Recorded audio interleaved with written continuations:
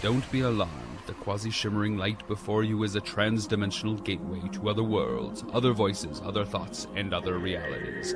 Up feels like down, and down feels like the number 7 on a Wednesday morning. Don't worry. That quivering, blood-boiling sensation under your eyebrows is all a part of the charm. Welcome to the PCC Multiverse. And we're back with another episode of the PCC Multiverse. It's Gerald Glassford. Thanks so much again for joining us right here on the weekend show. Cannot thank you enough for supporting us by going ahead and making sure you hit that 5-star review wherever you get your podcast. Plus, if you can like, share, subscribe today to get the latest notifications on when we go live on the air with the latest PCC Multiverse, Pop Culture Cosmos, State of Pro Wrestling, and anything that we do right here at the Pop Culture Cosmos. But it wouldn't be a PCC Multiverse without a good friend indeed, and stepping in for TJ this week as a good man indeed. It is, of course, the guy who used to be the Friday man, indeed, on a weekly basis, but he's always the guy for us on Mondays. It is, of course, my longtime good friend and co-host of the Pop Culture Cosmos itself, and a creator of all the things we do on popculturecosmos.wordpress.com, plus also the plucky gamer, of course, also as well, all the great things that he does with Humanican Media, and more. It is Josh, the great Pearson. What's up, man? What's up? I got a bone to pick with some of our favorite box office sites. All right, one, Box Office Mojo keeps changing. Now, if you look at it again, shows Demon Slayer at 580 million. You see it? But if you go to numbers, the numbers.com/box office records, you'll see Demon Slayer's at 637 million. So who's correct here, man? Tell me. I got a headache. This is like the third time this has happened. Exactly. Went from 700 something to 600 something to 580 something. So the theory I'm reading is that it's because it's a Japanese made film. They're like double counting like US and Canada or something. I don't quite get what the metric system is there, but which of these sites is more reliable, the numbers.com or Box Office Mojo? Well, I would have told you easily the Box Office Mojo, but the numbers in recent years has steadily gained popularity, especially as Box Office Mojo has restricted its access. It used to be much more wide open, but when a certain company that rhymes with Blamazon purchased it, okay, things changed. Yeah, and well, yeah, it's not the greatest place it used to be. I mean, yeah, it's kind of weird how that's changed. So I don't know, man. They need to make up their mind. How much money do they want to make? And they should just put that number down. Exactly. It just makes no sense because it looked like it was. And I know that one of the leading box office analysts, Dan Murrell, he had posted that what we did earlier this week about it being number 4 or 5 at the box office worldwide for the year, in about $650 million, I think we quoted earlier this week. So he went with that. So all of a sudden you see it now back down to 580 million. It's something weird is going on, man. Something absolutely weird. It's one of the few movies that we've seen this type of fluctuation. And I don't know if it's them, I don't know if it's something else. So it's really, really weird. And if you tell me it's because it's an anime, because it's Japanese film, because it's the Asian market, because of the numbers sometimes fluctuating coming out of China or Japan or what, I don't know. I mean, because we've never seen this kind of fluctuation with any film like this on such a dramatic basis or dramatic swing within what, a 2-week span. It's Yeah. You think some of it has to do with like the tariffs? I know there are tariffs being charged, like crazy tariffs on this movie. So you think they're like deducting that? I don't know, man. It's I'm confused. I don't know what it is.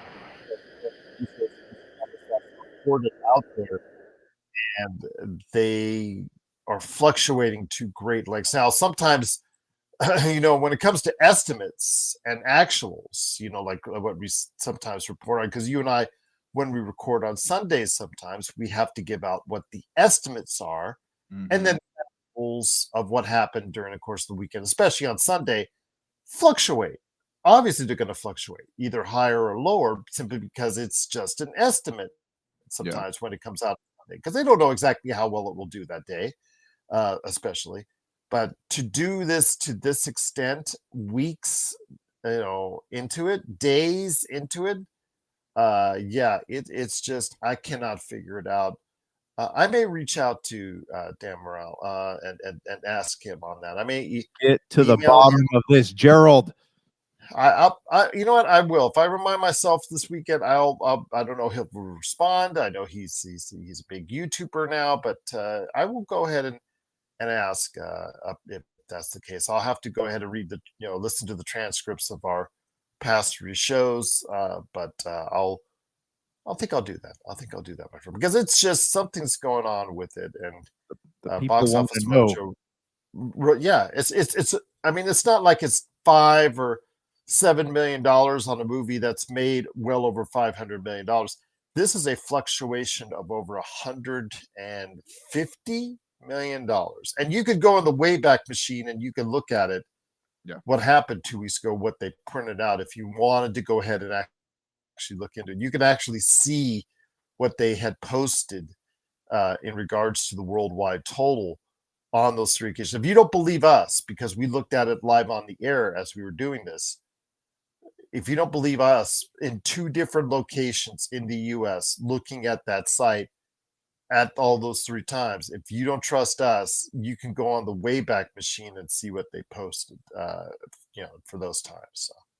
All right. Hey, before we move on, I got one more. I know we got topics to cover, but I got one more thing I got to ask you. Crunchyroll. All right. Crunchyroll controversy, subtitles. What do you know about this? Well, first of all, it's Sony. What are you gonna do? I mean, because it's owned by Sony now, so there's always something going on with that. But when it comes to the controversy and the AI controversy with it, I mean, anytime you put in the 2 letters these days, A and I, it seems like it's gotten into the deep of things, especially with hardcore anime fans. And now there's opinion pieces out there really hurt and really insulted by what Crunchyroll is doing as far as the AI interpreting as far as subtitles for these different things that they put out there on Crunchyroll. So I think, again, there's boycotting involved with Crunchyroll.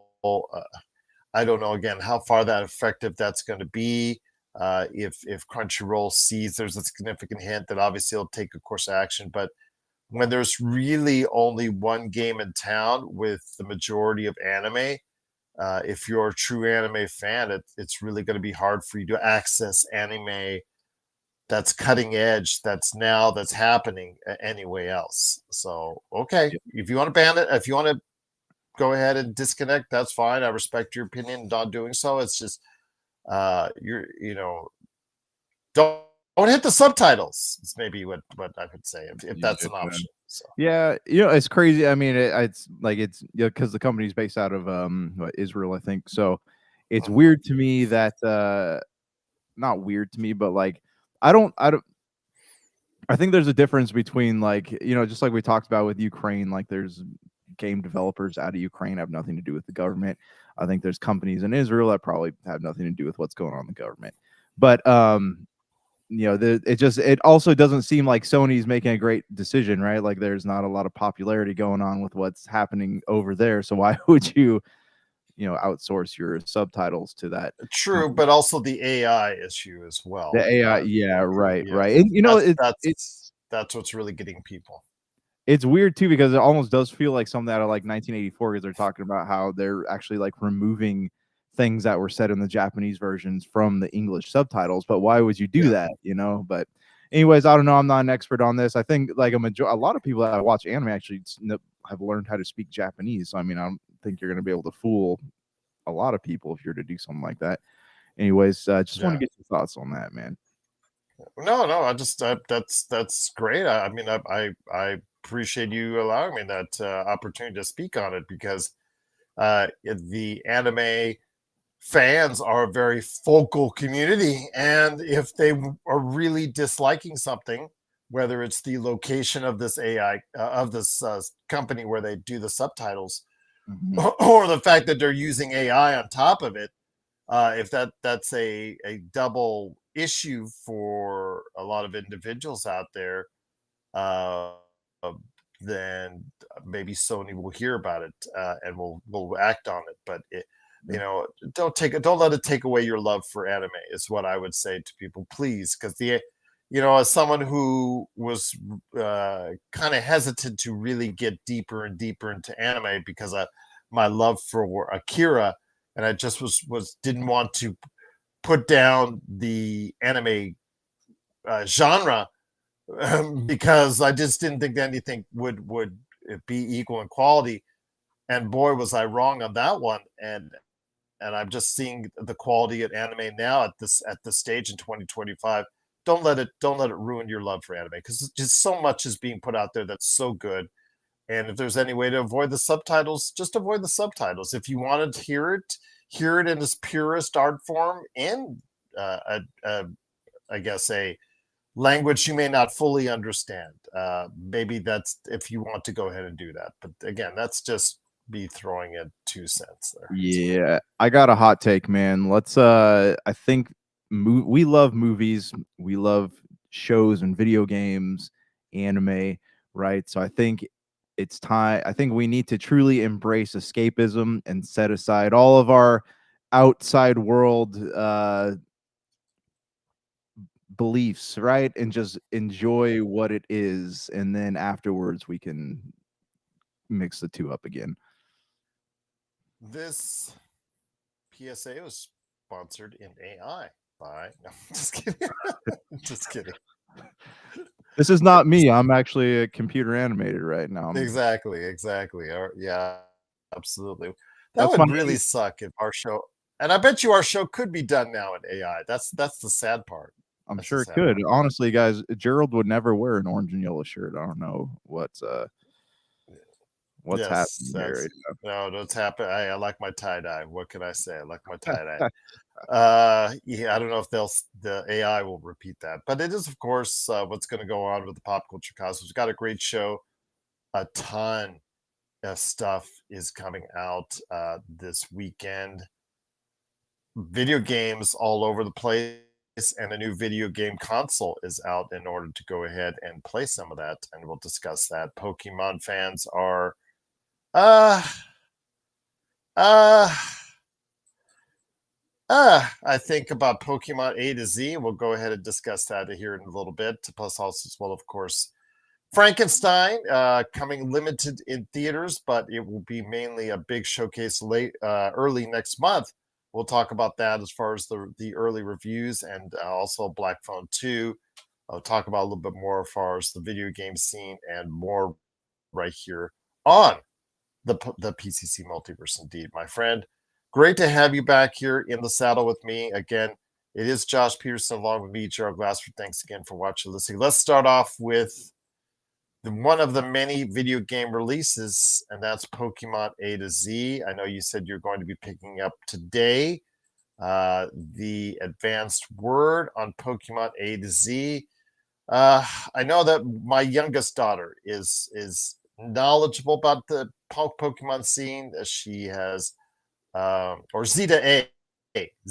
Pokemon Legends Zeta A. I gotta wake up this morning. Pokemon Legends Zeta A is okay. It's coming out at 79 on Metacritic, but still no voice acting. Still a lot of issues with the frame rate. Still a lot of issues with the graphics, according to what she's heard multiple times. She's talked about how the next Pokemon has already leaked out on the internet this week, as far Wind and Waves or something, if I remember correctly. Yeah, exactly. So didn't want to go ahead and let that out of the bag, but I guess they did. Your thoughts on Pokemon Zeta A? You're going to be getting it. I know it's an eternal gripe, but when it comes to Game Freak, I mean, if you got something that works, why change it? Why do you expand on it? Why do you go ahead and try to bring it into a modern era? Because if it still sells a gazillion copies, why change it?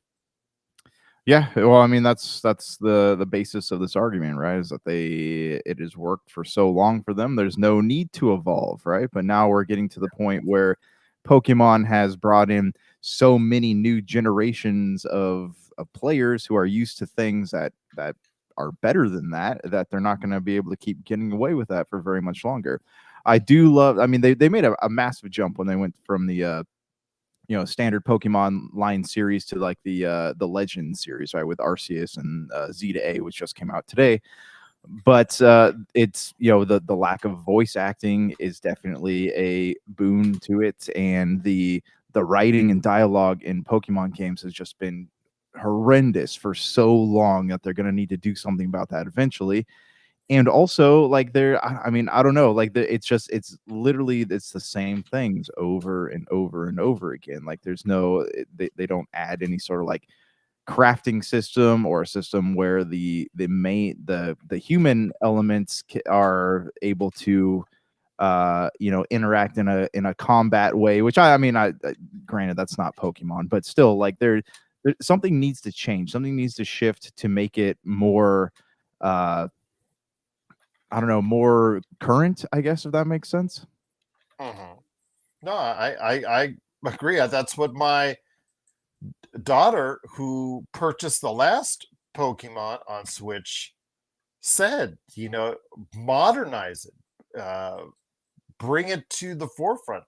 I just don't know how it can still get relatively high grades. Right now, it's close to an 80. It's a 79 on Metacritic, and these critics are just willing to let it pass on by without its changing its engine, without creating a lot of voice acting for it, or any voice acting for it. It just seems like it's a game stuck in the past, and I wanted to evolve. Sorry, pardon the pun. Further into something where it will be more adaptive to a modern and future audience. I just wanted to see it continue to be the behemoth that it is, but it just seems like with Game Freak, it's if it ain't broke, don't fix it. Yeah, I agree, man. But you're gonna get it, man. You're gonna get it. I don't know.